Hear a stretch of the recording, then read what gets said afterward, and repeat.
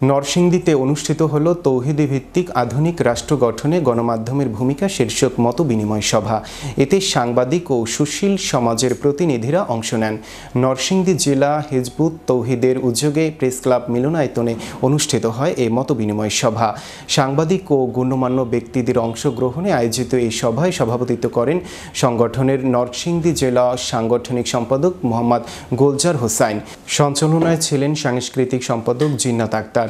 মূল প্রবন্ধ উপস্থাপন করেন সংগঠনের ঢাকা বিভাগীয় আমির ডাক্তার মাহবুব আলম মাহফুজ। তিনি বলেন, মানব সৃষ্ট কোনো মতবাদ বা ব্যবস্থা পৃথিবীতে শান্তি আনতে পারেনি, বরং বিভেদ ও বৈষম্যকে উস্কে দিয়েছে।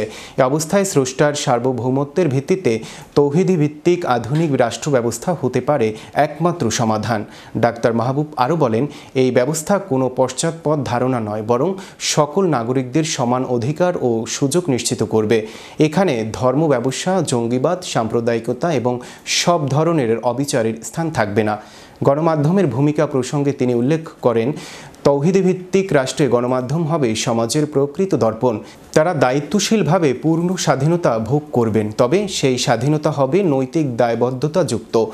সত্য যাচাই ছাড়া কোনো সংবাদ প্রচার নয়। মিথ্যা ও গুজব পরিহার এবং মানহানিকর বক্তব্য থেকে বিরত থাকতে তিনি সাংবাদিকদের প্রধান দায়িত্ব হিসেবে তুলে ধরেন। আলোচনা শেষে মুক্ত মত বিনিময় পর্বে সাংবাদিকরা বিভিন্ন প্রশ্ন করেন এবং শান্তিপূর্ণ সমাজ বিনির্মাণে গণমাধ্যমের শক্তিশালী ভূমিকার প্রতি তাদের অঙ্গীকার পুনর্ব্যক্ত করেন। নরসিংদীতে আয়োজিত এই সভায় বক্তারা গণমাধ্যমকে সমাজ পরিবর্তনের হাতিয়ার হিসেবে উল্লেখ করেন এবং প্রস্তাবিত রাষ্ট্র ব্যবস্থা জনগণের কাছে পৌঁছে দিতে তাদের সহযোগিতা কামনা করেন।